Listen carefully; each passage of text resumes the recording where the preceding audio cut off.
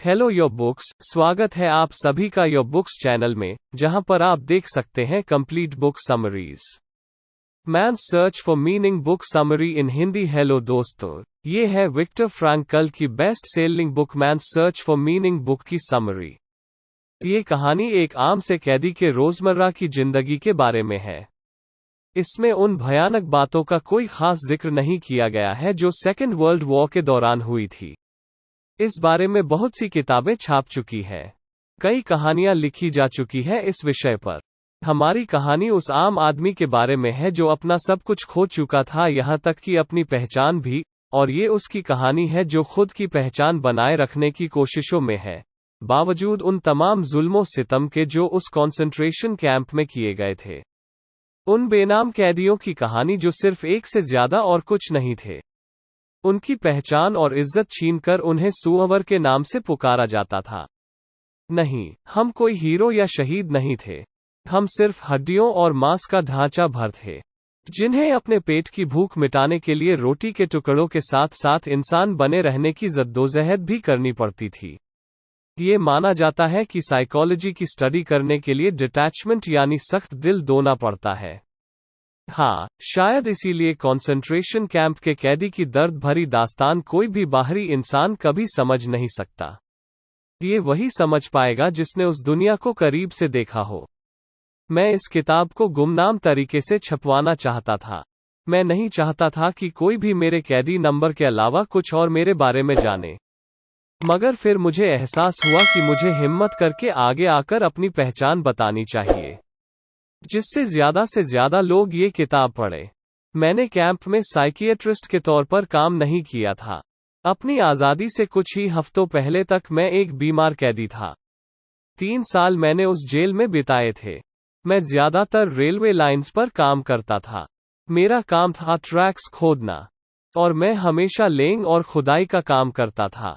एक दिन मैंने एक टनल अकेले ही खोदी।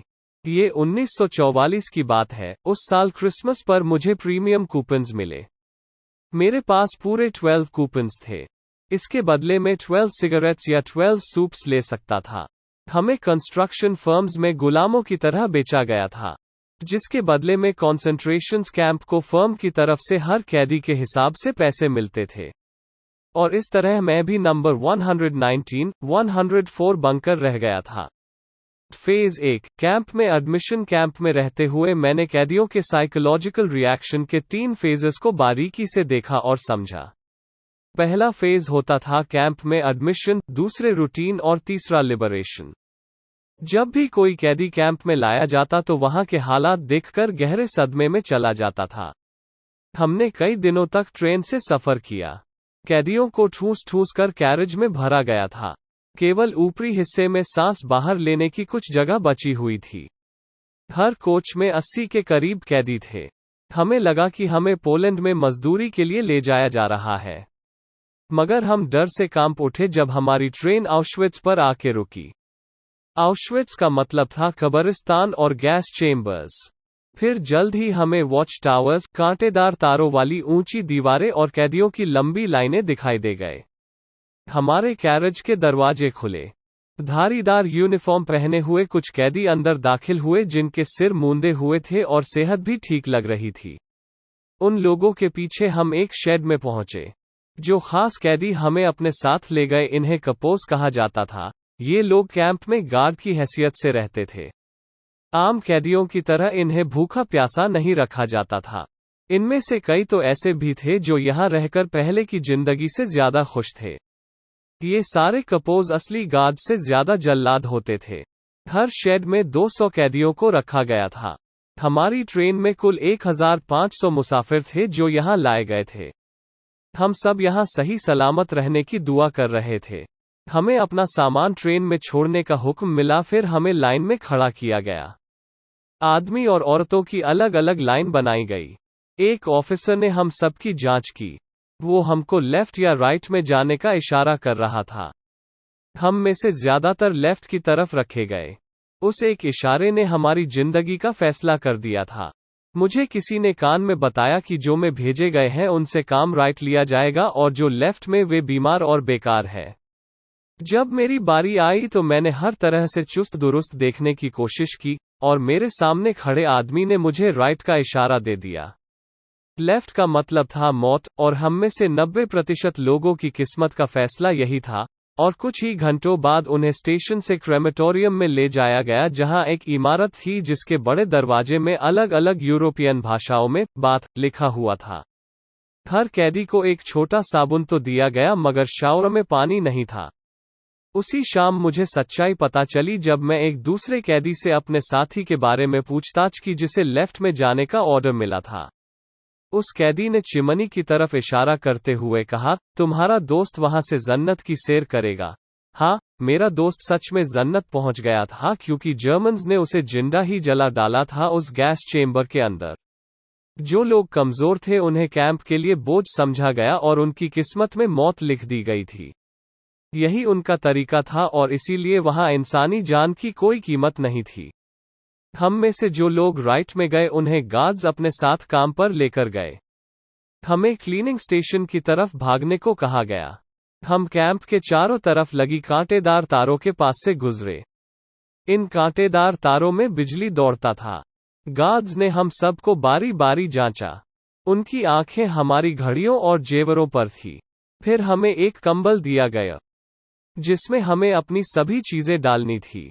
कुछ लोगों ने अपने मेडल या शादी की अंगूठी रखने की गुहार की, मगर किसी को भी अपने पास कुछ भी रखने की इजाजत नहीं मिली। फिर एक गार्ड ने चिल्लाकर 2 मिनट के अंदर सभी को अपने कपड़े उतारने को बोला, सिर्फ जूते छोड़कर। हम सबको वहीं पर लाइन में खड़े खड़े नंगे कर दिए गए। जिन्होंने बेल्ट नहीं उतारी थी, गार्ड्स ने उन पर कोड़े बरसाए। हमें एक कमरे में ले जाकर शेव कराया गया। हमारे बदन पर एक बल तक नहीं छोड़ा गया, हम खुद को ही नहीं पहचान पा रहे थे। उसके बाद फिर से हम सब लाइन में लगे नहाने के लिए। ये गनमत थी कि स्प्रे से सच में पानी आ रहा था, न कि कोई गैस। मेरे बदन में चश्मे के अलावा और कुछ नहीं था, एक बाल तक नहीं। हम खुद पूरे नागनेपन के साथ देख रहे थे। इसके सिवा और चारा भी क्या था हमारे पास? बदन पर एक भी रेशा नहीं, अपनी कोई भी चीज अपने पास नहीं, अपने नंगेपन को छुपाने की खातिर बदन के बाल तक नहीं। हम नंगे गीले यूं ही खड़े थे। अब आगे क्या होगा, यही सोचते हुए। फेज 2, रूटीन और निराशा से भरे दिन। उस रात मैंने दूसरे 8 कैदियों के साथ 8 फीट की एक कोठरी में रहा। वही हमारा बिस्तर था जिसमें हम सब एक दूसरे से चिपके हुए लेट गए थे। हमें 8 लोगों को ओढ़ने के लिए 2 कंबल दिए गए थे। ये बात झूठ है जब कोई बोलता है कि वो इसके या उसके बगैर नहीं सो सकता। हम उस तंग जगह पर किसी तरह नींद भर सोने की जद्दोजहद कर रहे थे। अगले कुछ घंटों के लिए हम दर्द से आजाद थे। हम बगैर दांत मांजे अपने दिन की शुरुआत किया करते थे। महीनों तक हमें कपड़े बदलने का मौका नहीं मिलता था, क्योंकि बुरे तरीके से फटे हुए कपड़ों के अलावा हमारे पास और कुछ नहीं था। नहाने भी हमें मुश्किल से ही नसीब होता था। काम करते करते हमारे हाथों पर छले पड़ जाते थे, लेकिन दवा का कहीं कोई नाम तक नहीं था। सही कहता था दोस्त कि इंसान कुछ भी झेल सकता है। बिजली के तारों को छूकर खुदकुशी ख्याल हम सबके ज़हन में आया था। हमें हर वक्त ये डर सताता था कि कहीं हमें भी बाकियों की तरह गैस चेंबर में ले जाकर जिंदा न जला दे। ऊपर से गार्ड्स अक्सर बिना वजह हमें पीटा करते थे। हम जिंदगी से पूरी तरह नाउम्मीद हो चुके थे। हमें हर वक्त ऐसा लगता था कि मौत हमारे सर पर नाच रही है और कब किस वक्त हमें दबोच लेगी कुछ पता नहीं।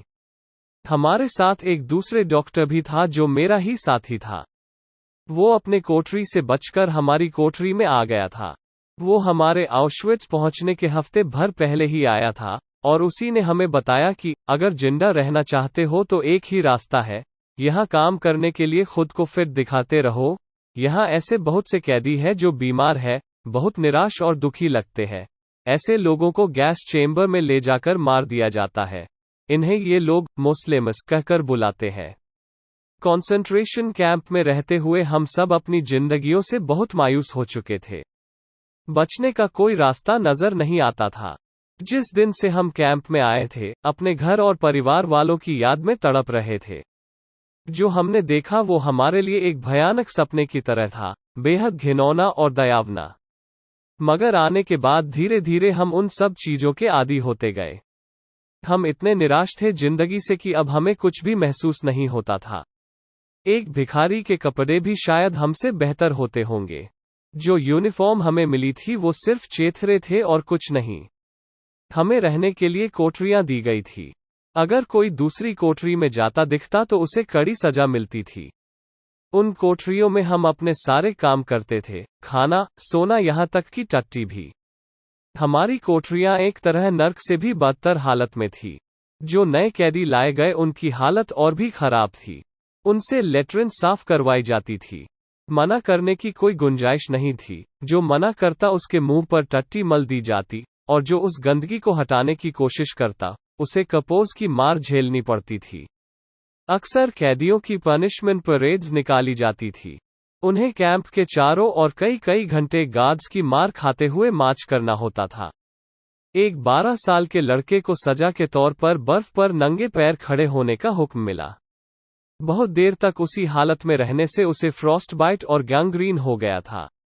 ये हर रोज की बात थी जब हम लोगों को दर्द से तड़पते हुए और मरते देखते थे। ये अब हमें बेहद आम लगने लगा था। हमें अब कुछ भी महसूस नहीं होता था। न कोई दर्द, न दुख, न दया और न ही हमारे मन में डर था। गहरे सदमे की हालत में हम इन सब इंसानी जज्बातों को भूल चुके थे। सिर्फ एक खालीपन था जो हमारे भीतर बसा हुआ था। ऐसा खालीपन जिसमें अब जज्बातों के लिए कोई जगह नहीं थी। मुझे एक बार टाइफस के बीमार कैदियों की कोठरी में रखा गया। उनकी हालत बहुत खराब थी। सबको तेज बुखार चढ़ा हुआ था और वो बहुत जोरों से कांप रहे थे। कई लोग तो मेरी आंखों के सामने ही मर गए। हर मौत के बाद दूसरे कैदी मरने वाले की लाश पर टूट पड़ते थे। कोई मरे हुए का कोट झपट लेता था तो कोई उसके जूते और कोई उस कैदी का बचा हुआ खाना खा जाता था।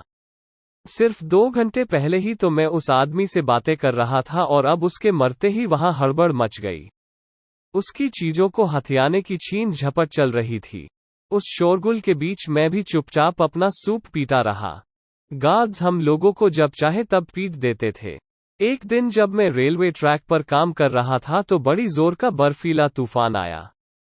मैं झुककर 2 पल के लिए सुस्त ही रहा था कि वहां खड़े एक गार्ड की नजर मुझ पर पड़ी। उसे न जाने क्या लगा कि उसने एक पत्थर उठाकर मुझ पर फेंका। मुझे उस दिन अपनी हालत उस जानवर जैसी लगी जो खेतों में काम करता है।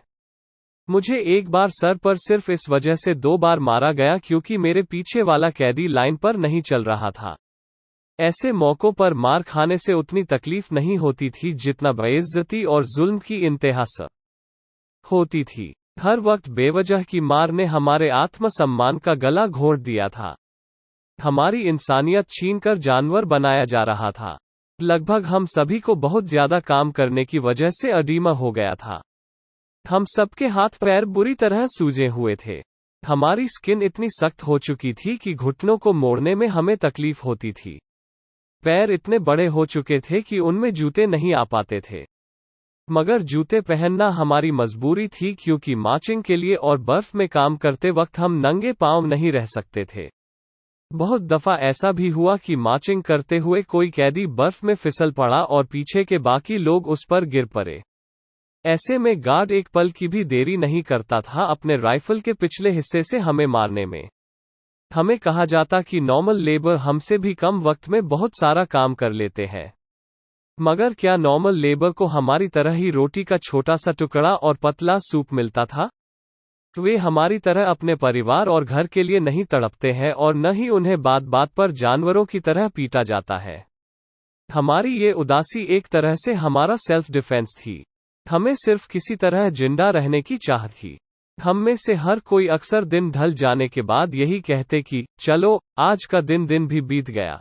अब हमारे ख्याल और जज्बात सिर्फ जिंदा रहने और भूख प्यास मिटाने तक सीमित थे। जो भी कैदी सोता था तो सिर्फ रोटी, केक और गर्म पानी से नहाने के सपने देखता था। काम के दौरान गार्ड्स की आंख बचाकर अक्सर हम सब अपने पसंदीदा खाने का जिक्र किया करते। हम अक्सर आपस में रेसिपीज शेयर किया करते थे। अपनी आज़ादी की उम्मीद दिल में लिए हम इस कैद से छूटने के बाद रीयूनियन के प्लानिंग भी करते थे। सभी लोग उसी दिन का इंतजार कर रहे थे जब वे यहाँ से रिहा होकर अपने अपने घर लौटेंगे और अपने परिवार वालों के साथ बैठकर हंसी खुशी खाना खाएंगे। हमारे ये खूबसूरत अपना हमारी इस रोटी के चंद टुकड़ों और पानी से बने सूप की हकीकत से बहुत दूर था। कभी कभी हमें चीज और मार्जरीन खाने को मिल जाता था, और कभी घटिया किस्म के सॉसेज या पतला सा जाम भी।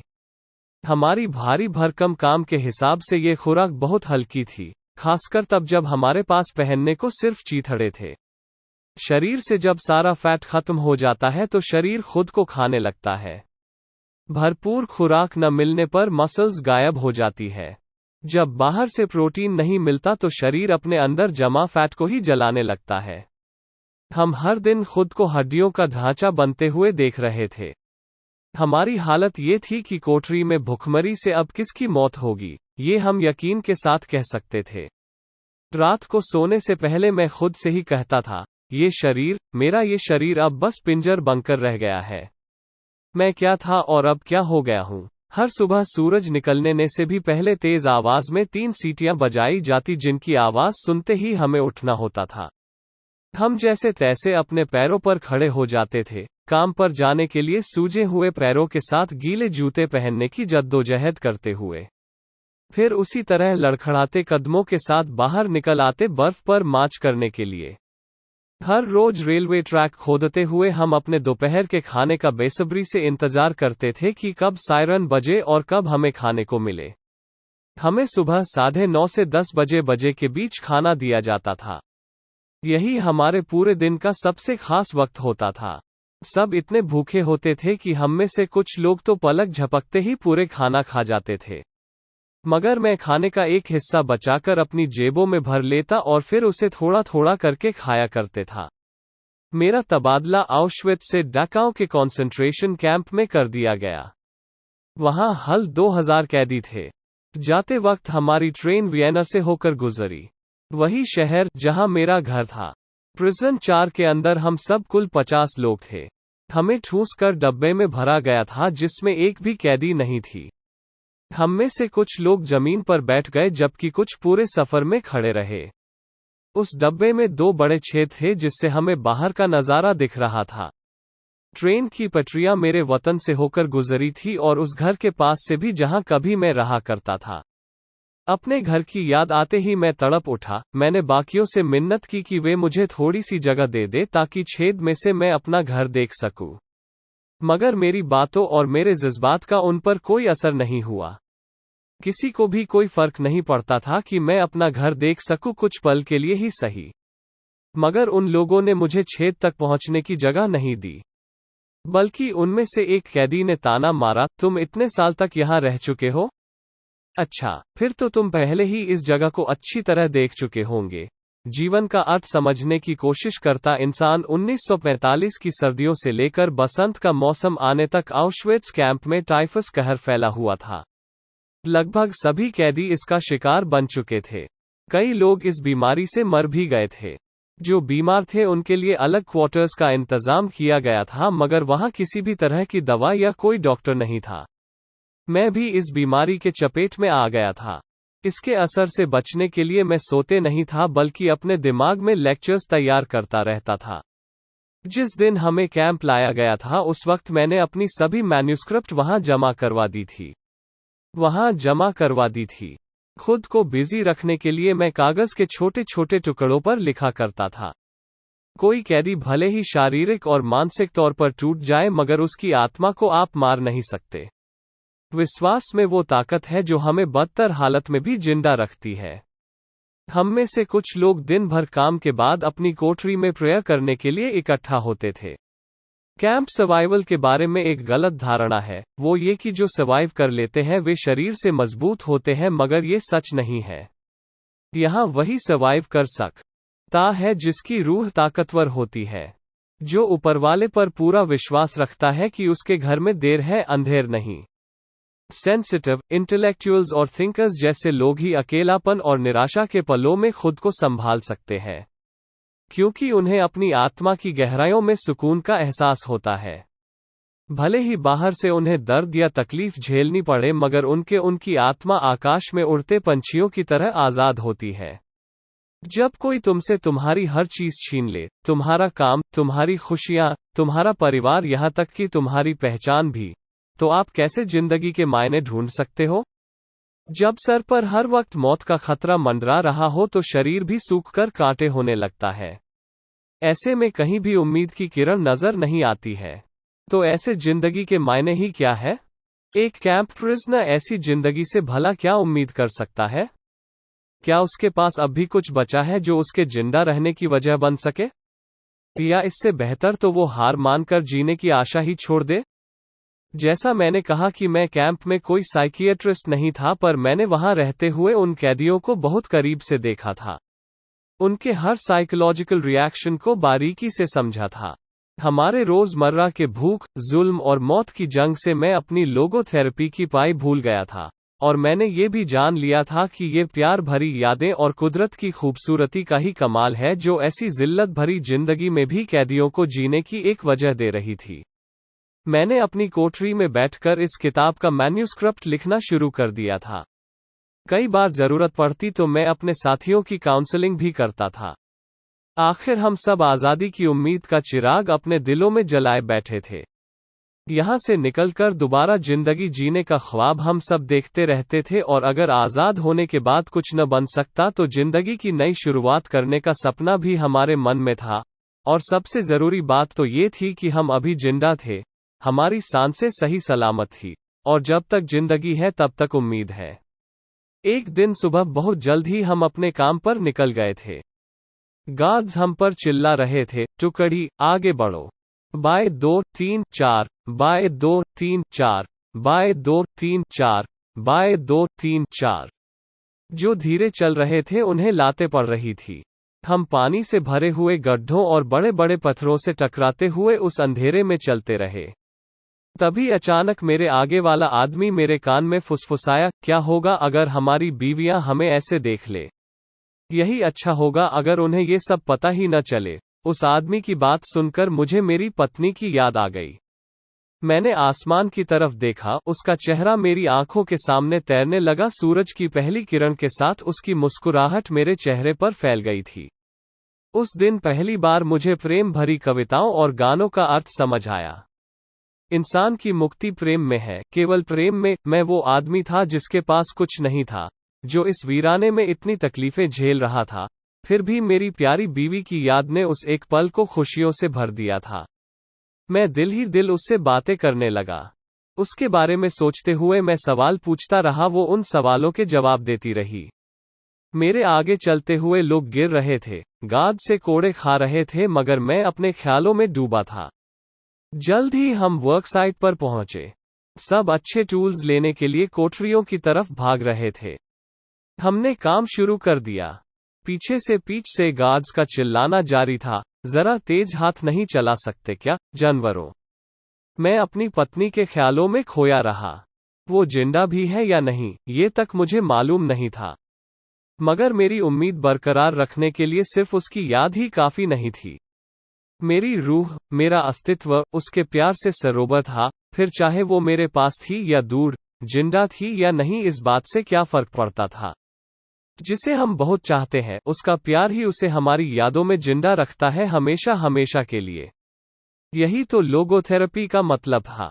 ये बहुत जरूरी था कि आजाद होने के बाद भी एक प्रिजनर अपने जिंदगी के सही मायने तलाश करे, अपने होने का अर्थ समझे, चाहे उसका कोई भी अपना जिंदा न बचा हो, चाहे वो अकेला हो, चाहे उसका घर उजाड़ चुका हो और उसकी रोजी रोटी छीन गई हो, फिर भी उसे जीने की नई वजह ढूंढनी है। चाहे ये जिंदगी हमें कुछ भी दे, हमें अपने जीने की असली वजह ढूंढनी ही होगी। आउशविट्ज से डाकाओ जाते हुए हमने कुदरत को जी भर के निहारा। हमने हरे भरे पहाड़ देखे। सूरज हमारी ट्रेन की बंद खिड़कियों में भी पूरी तरह रोशन था। हमने आसमान को अनेक रूपों में देखा, नीले से लाल रंग बदलते हुए। कुदरत को इतना खूबसूरत हमने पहले कभी नहीं पाया था। कुछ पलों के लिए ही सही, पर हम इन नज़ारों को देखकर बेहद खुश थे। मेरा एक साथी ने खुशी से बोला, ये दुनिया कितनी सुंदर है। फेज 3, आज़ादी। जो कैदी बीमार थे उन पर सिर्फ इतना रहम किया जाता था कि वे एक कोठरी में जाकर सारा दिन बोर्ड्स पर लेते रहते थे। उनसे कोई काम नहीं लिया जाता था। इसके बदले में उन्हें बाकियों के मुकाबले न सिर्फ घाटिया दर्जे का खाना दिया जाता बल्कि कोई दवा या दूसरी मेडिकल सप्लाई भी नहीं मिलती थी। एक डॉक्टर ने टाइफस के रोगियों के इलाज में मेरी मदद मांगी। मुझे बवेरिया में बीमार लोगों के कैंप में भेजा गया। वहां मुझे 50 मरीजों से भरे हुए एक कोठरी में मदद के लिए रखा गया। वे सब बुखार से तप रहे थे और अपने होश में नहीं थे। अपने कोठरी के लिए मेडिकल सप्लाई लाना भी मेरा ही काम था, जो केवल 10 बुखार की गोलियां थी। जो बहुत सीरियस होते थे केवल उन्हें ही एस्पिरिन की आधी गोली दी जाती थी। लाइलाज मरीजों के लिए कोई दवा नहीं थी। मैं हर बीमार कैदी की नब्ज चेक करता था। अपना राउंड पूरा करने के बाद मैं एक कोने में बैठ जाता था जहां से मुझे लैंडस्केप नजर आया करत। मेरे चारों तरफ कीड़ों से भरी हुई लाशें पड़ी रहती थी मगर मैं बाहर के नज़ारे देखता हुआ उन लम्हों में खो जाता था। कॉन्सेंट्रेशन कैंप में हालात बद से बदतर होते जा रहे थे। कुछ कैदी अपनी भूख मिटाने के लिए नरभक्षी बन चुके थे। हम लड़ाई के मैदान में खड़े थे। उसी दौरान मैंने अपने एक साथी के साथ मिलकर भागने की कोशिश की। कैंप के बाहर उसका एक साथी हमें नकली डॉक्यूमेंट्स और यूनिफॉर्म्स के साथ मिलने वाला था जिससे हम वहां से निकल सके। हम कुछ एक सामान चुराने के लिए अपनी कोठरी में वापस आए। मैंने एक बैग में टूथब्रश, खाना खाने का बर्तन और फटे हुए दस्ताने डाल लिए। पहली कोशिश में ही मैं पछतावे से भर गया। मैं ऐसे कैसे अपने बीमार साथियों को छोड़ सकता था। मैंने आखिरी बार एक राउंड लगाने का फैसला किया और जब मैं राउंड लगा रहा था तो उनमें से एक बीमार कैदी ने पूछा, क्या तुम भी बाहर निकल रहे हो? मैंने उसकी आंखों में गहरी उदासी और ढेर सारा दर्द देखा। मैंने बाहर इंतजार कर रहे अपने साथी से कहा कि मैं नहीं भाग पाऊंगा। लेकिन कैंप में मेरा आखिरी दिन भी आया जब बैटलफ्रंट हम तक पहुंच गया था। सारे गार्ड्स और कपोज भाग चुके थे। सभी कैदियों को बड़ी तादाद में वहां से ले जाया जा रहा था। सबको सूरज डूबने से पहले वहां से निकलना था क्योंकि वे लोग पूरे कैंप जलाने वाले थे। बस केवल वही लोग कैंप में बच गए थे जो बीमार थे। वे अभी भी कोठरियों में बुखार और बेहोशी की हालत में पड़े हुए थे। मैं और मेरा साथी वहां से निकलने के लिए तैयार थे। हमें 3 लाशों को कैंप के बाहर दफनाने का आदेश दिया गया। हम दोनों बारी बारी से अपना रक्सैक्स ले आए। हम भागने ही वाले थे कि तभी कैंप के गेट खुले। बड़ा सा रेड क्रॉस के झंडा वाली एक कार अंदर दाखिल हुई। ये इंटरनेशनल रेड क्रॉस का डेलीगेशन था। उन्होंने कहा कि हम सब अब सुरक्षित हैं। सबको दवाइयाँ और सिगरेट्स बांटी गई। सबको वहां से बाहर निकाला जा रहा था, मगर मैं और मेरा साथी पीछे छूट गए थे। हम टाइफस के मरीजों के साथ कोठरी में रुके रहे। आधी रात को डॉक्टर्स आए और चिल्लाए कि हम खुद को कवर कर ले। हमारे गन शॉट्स, कैनन और राइफल्स की आवाजें सुनाई पड़ रही थी। हम जंग के मैदान के बीचों बीच थे, मगर सुबह की पहली किरण के साथ ही सब कुछ थम गया था। कैंप के बाहर एक सफेद झंडा फहरा दिया गया था। मेरा नंबर 119,104 के सफर का वो आखिरी दिन था। तो दोस्तों, आपको आज का हमारा ये summary, man search for meaning book summary in Hindi, कैसा लगा नीचे कमेंट करके जरूर बताएं। और इस summary, man search for meaning book summary in Hindi को अपने दोस्तों के साथ शेयर करना न भूलें। आपका बहुमूल्य समय देने के लिए दिल धन्यवाद। और ऐसे ही इंटरेस्टिंग बुक समरीज और नॉलेज से भरे वीडियोस देखने के लिए हमारे चैनल ये बुक्स को सब्सक्राइब करें। अगर आप अपनी किसी पसंदीदा बुक की समरी सुनना चाहते हैं तो उस बुक का नाम हमें जरूर बताएं। मैं जल्द ही आपके लिए एक नया वीडियो लेकर आऊंगा। तो चलिए मिलते हैं अगली वीडियो में। आपका समय शुभ हो।